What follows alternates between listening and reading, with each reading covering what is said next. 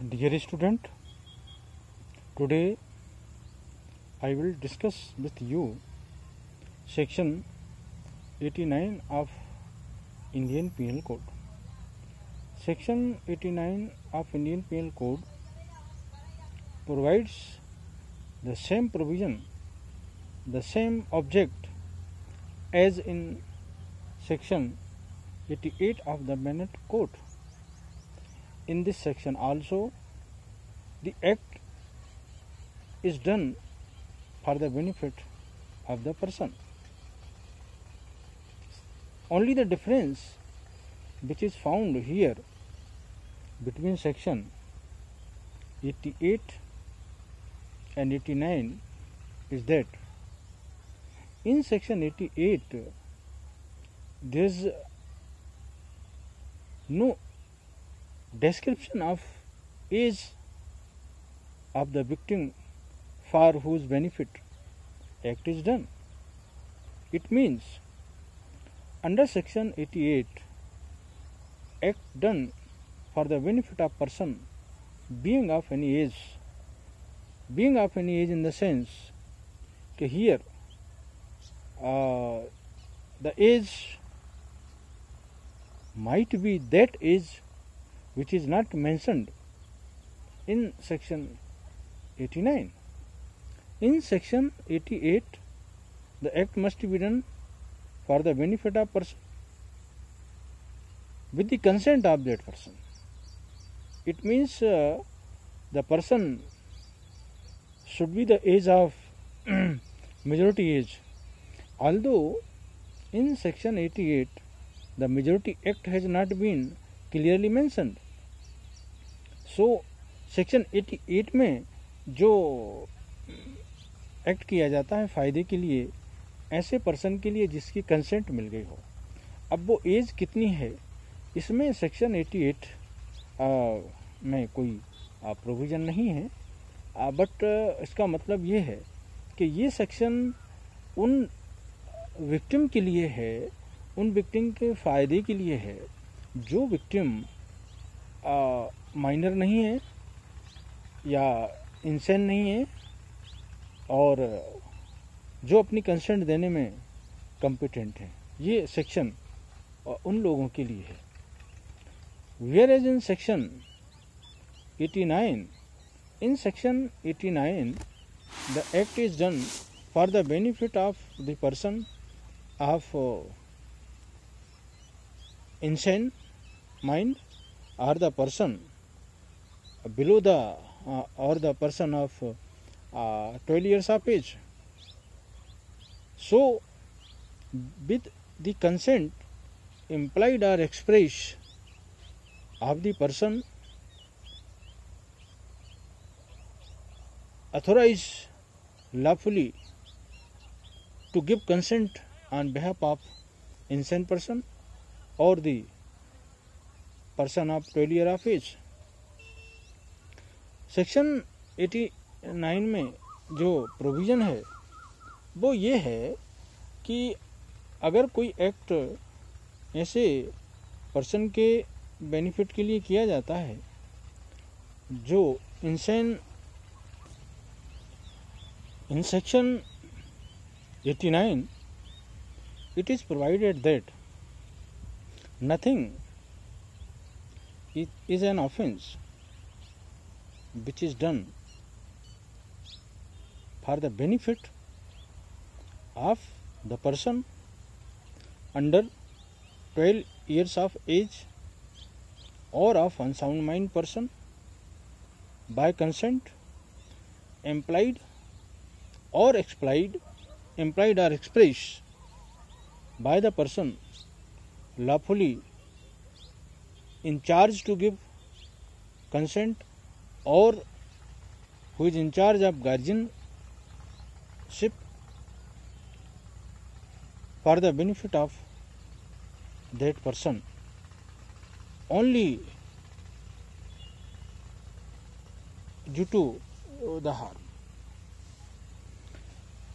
इस सेक्शन में ये प्रोविज़न है कि कोई भी एक्ट ऑफेंस नहीं होगा, कोई भी एक्ट ऑफेंस नहीं होगा अगर वो ऐसे पर्सन के बेनिफिट के लिए गुड फेथ में किया जाए जो अनसाउंड माइंड है या जिसकी एज 12 ईयर्स से कम है। ऐसे पर्सन के बेनिफिट के लिए गुड फेथ में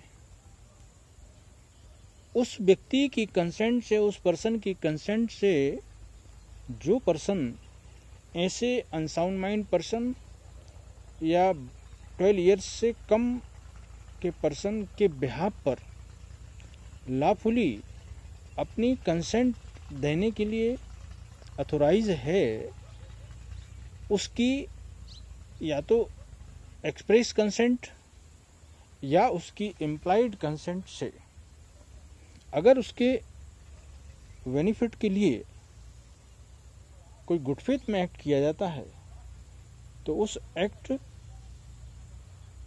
से सिर्फ इसलिए कोई ऑफेंस नहीं होगा कि उससे कोई हार्म हो गई है या उससे कोई हार्म होने की पॉसिबिलिटी है या उससे जो उस एक्ट से हार्म होने की लाइक्लीहुड एक्ट करने वाले को मालूम है या एक्ट करने वाले को इसकी लाइक्लीहुड का नॉलेज है, तो फिर सिर्फ इसलिए कोई ऑफेंस नहीं होगा कि उससे हार्म हो गई है या उस हार्म का पता था।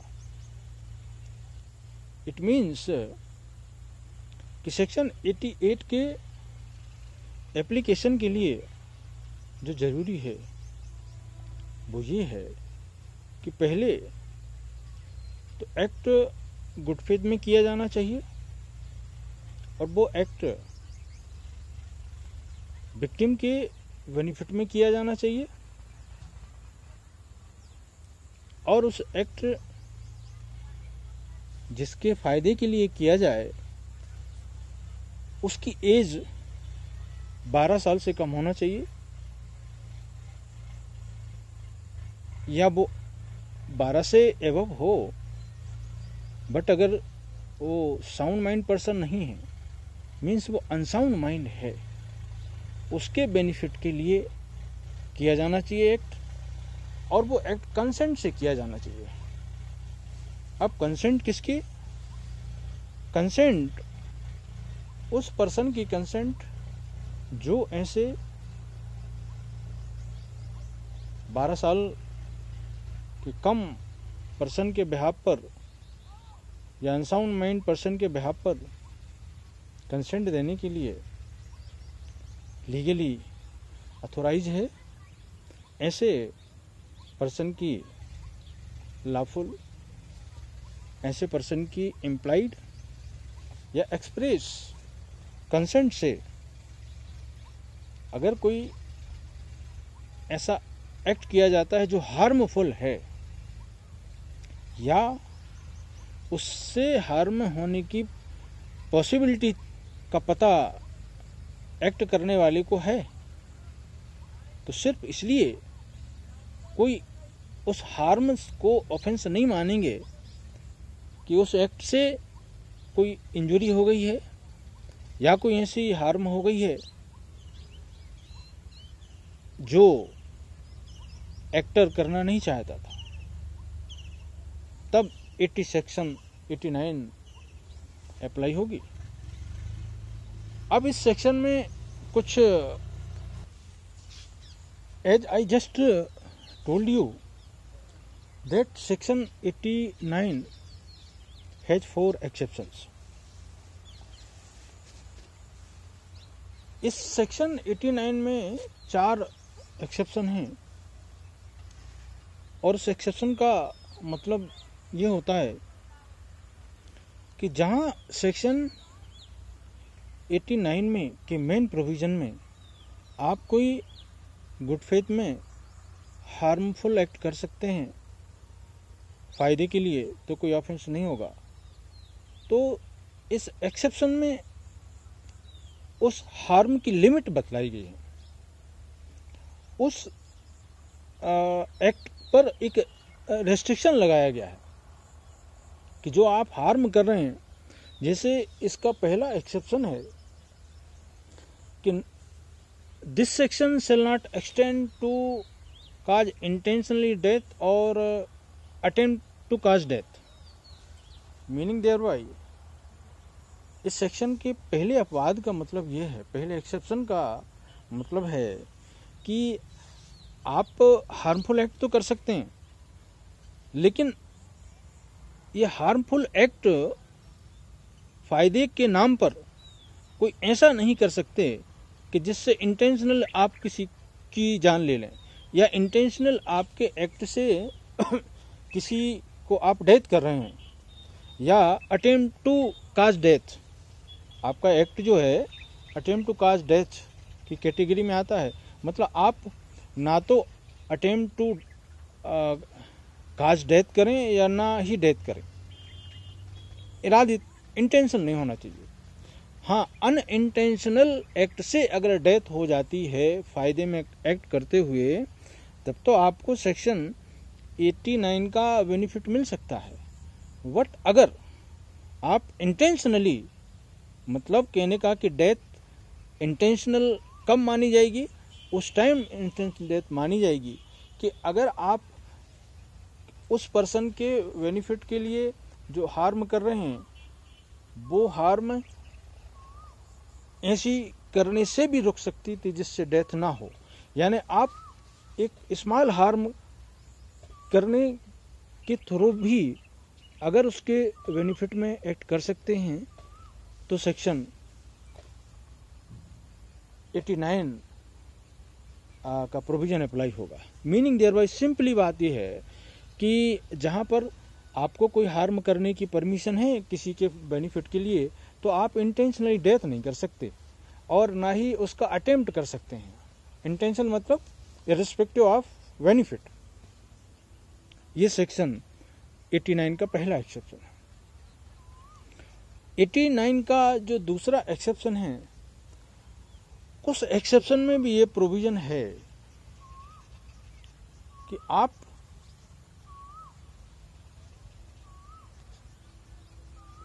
ऐसा कोई अगर हार्मफुल एक्ट करते हैं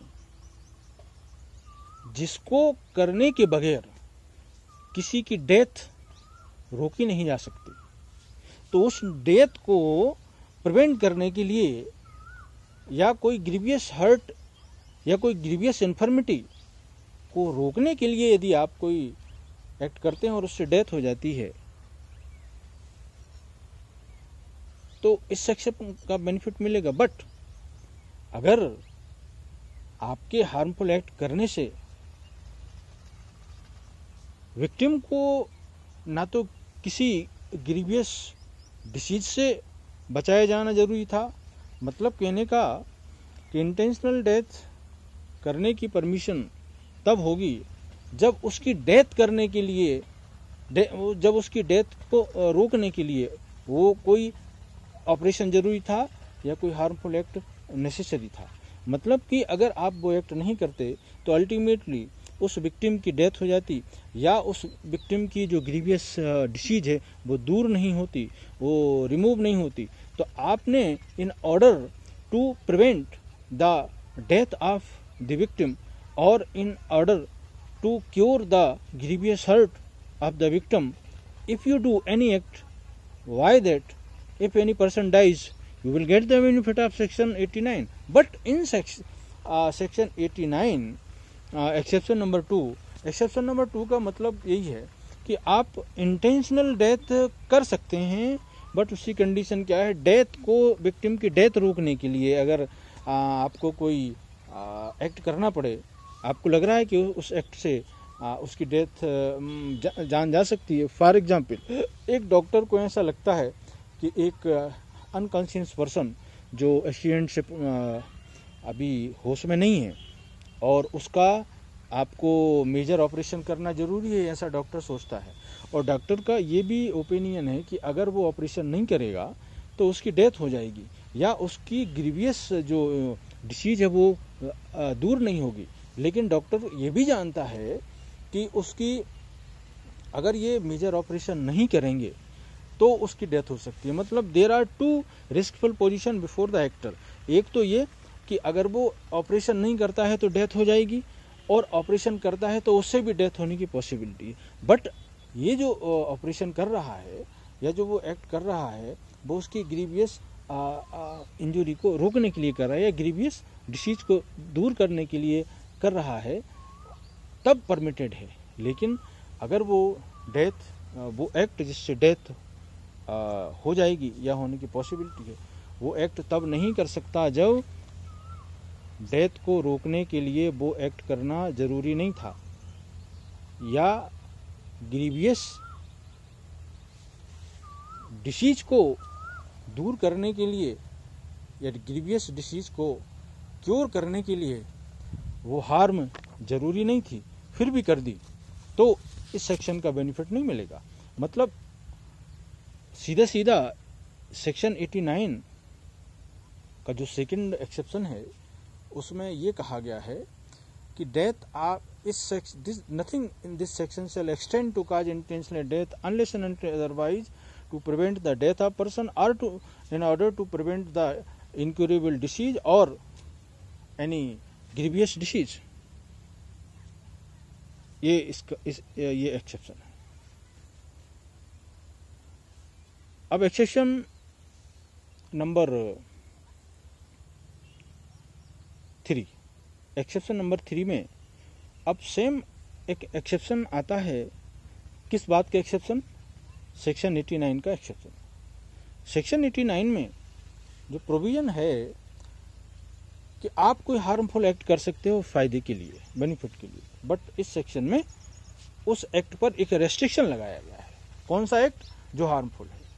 तो इस सेक्शन के एक्सेप्शन नंबर 3 का मतलब सीधा ये है कि कोई इस एक्सेप्शन का एक्सटेंशन उस एक्ट पर नहीं होगा जहां पर कोई एक्टर ग्रीवियस हर्ट कर रहा है या उसके एक्ट से ग्रीवियस हर्ट होने, ग्रीवियस इंजरी होने की लाइकलीहुड वो जान रहा है, लेकिन वो ग्रीवियस हर्ट उसकी ना तो डेथ को प्रिवेंट करने के लिए ज़रूरी थी, ना कोई इनक्यूरेबल डिसीज को क्योर करने के लिए ज़रूरी थी, तो फिर आप ग्रीवियस इंजरी नहीं कर सकते।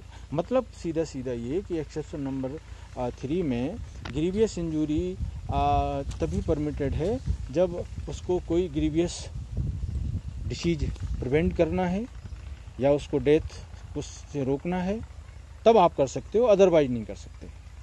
तो ये एक्सेप्शन नंबर 3 है। Now come on exception number 4 and last. In this section, abatement of offence is not permitted. Means this exception shall not extend to abatement or any act by which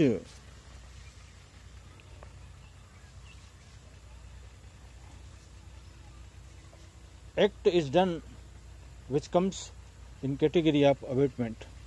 सो इस section में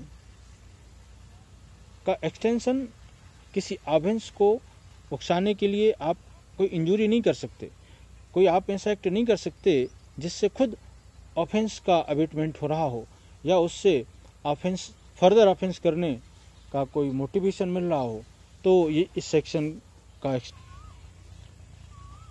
now I come next section 90. In section 90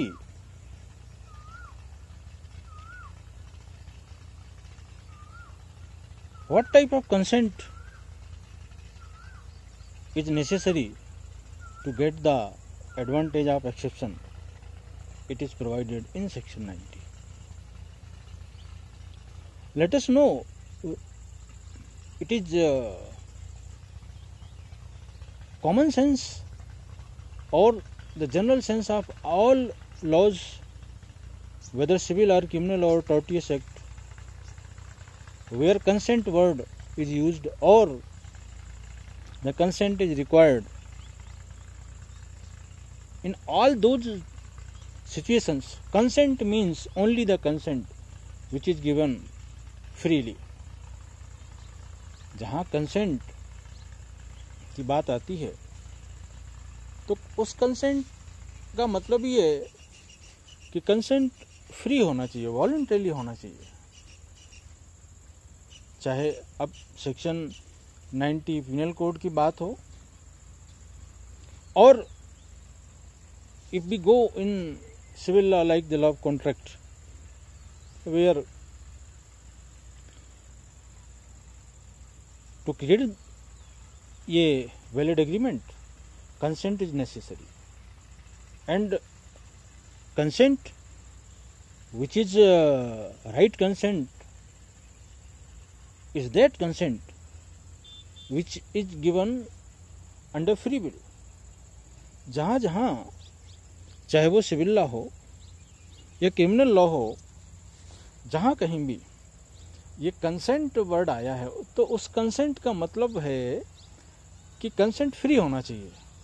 मतलब consent under fear of injury और under mistake of fact और इन misconception of fact और the consent of minor, these all consent are the defected consent, polluted consent।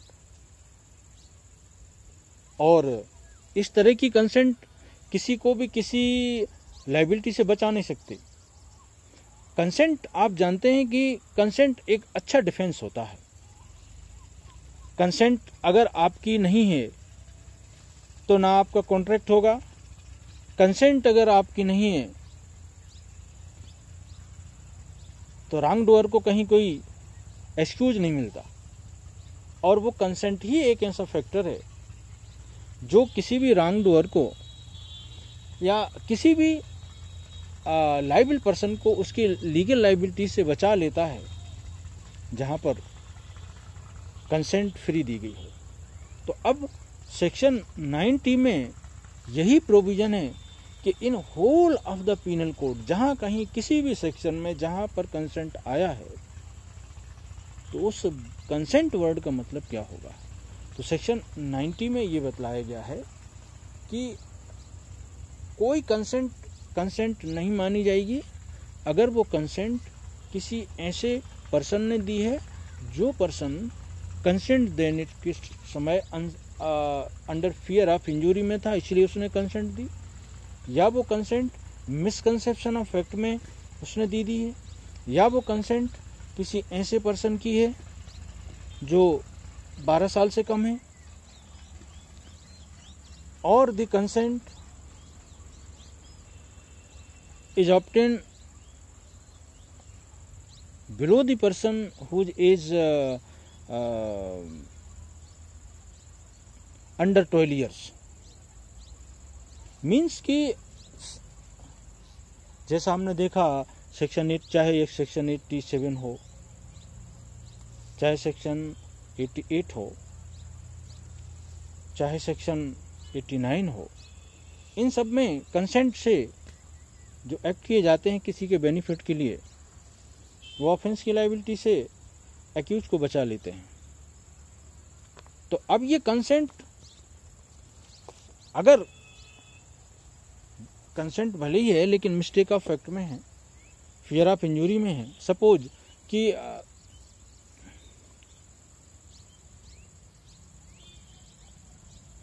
एक third person ने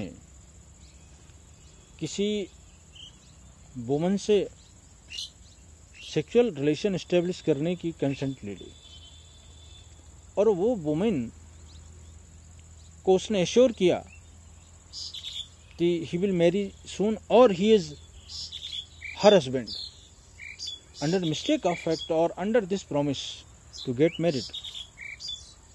उसने जो consent दे दी है टू एस्टेब्लिश सेक्सुअल रिलेशन, उसने कंसेंट इसलिए दी कि वो he was believing in good faith that she might be her husband और may be husband in future. तो उसने फ्री विल में कंसेंट नहीं दी है, ये कंसेंट उसने दी है मिस्टेक ऑफ फैक्ट में। तो अब अगर तो इस कंसेंट के बेस पर कोई एक्यूज रेप के चार्ज से बच नहीं सकता and he will be liable for the punishment.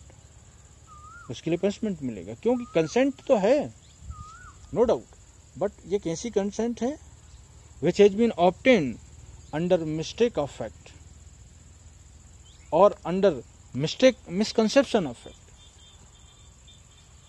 तो मिसकंसेप्शन ऑफ फैक्ट में जो कंसेंट ली गई है वो कंसेंट सेक्शन 90 कहती वैलिड कंसेंट नहीं है, और एक्यूज को अपने एक्ट के लिए पनिशमेंट भोगना पड़ेगा, और वो ये नहीं कह सकता कि विक्टिम ने उसको कंसेंट दी थी। द सेम, अगर कंसेंट फियर ऑफ इंजूरी में ली गई है, fear of injury in the sense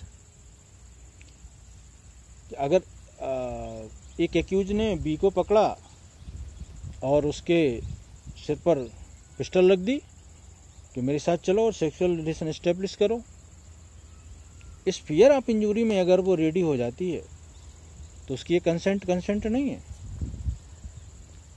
और ये इंजूरी जरूरी नहीं कि उस विक्टिम को ही की जाए, अगर इस इंजूरी का फियर उस विक्टिम के नियरेस्ट किथ एंड किन्स को इंजूरी करने की अगर ये थ्रेट दी जाती है और इस अपने रिलेटिव को बचाने के लिए कोई वुमन कंसेंट देती है, तो ये कंसेंट अंडर इंजूरी होगी, अंडर फियर ऑफ इंजूरी, और accused shall not be excused or exempted from criminal liability on the basis of consent.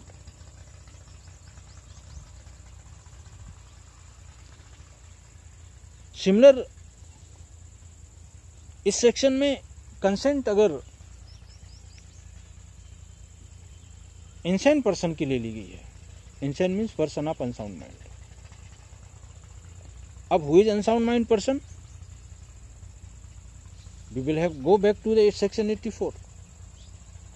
Section 84 although unsound mind person के एक्ट ऑफेंस नहीं होते हैं, बट अनसाउंड कौन है यहाँ कुछ हम सेंस ड्रा कर सकते हैं उससे कि सेक्शन 84 में अनसाउंड माइंड पर्सन उसको माना गया है, the person is deemed to be the person of unsound mind who does not understand the nature and consequence of the act, or who does not understand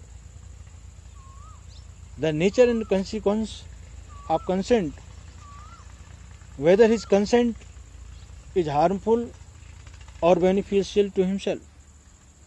If he doesn't know this thing properly and consenting over that thing, it shall presume that this consent is the consent of person of unsound mind. So, unsound mind, consent of unsound mind person is not consent, and the wrongdoer means the offender shall be liable for the punishment.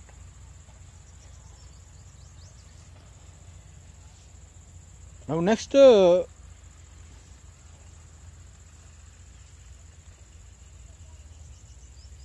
enable person or the person who is not competent to give consent, that is person below the age of 12 years. अगर 12 साल, वैसे तो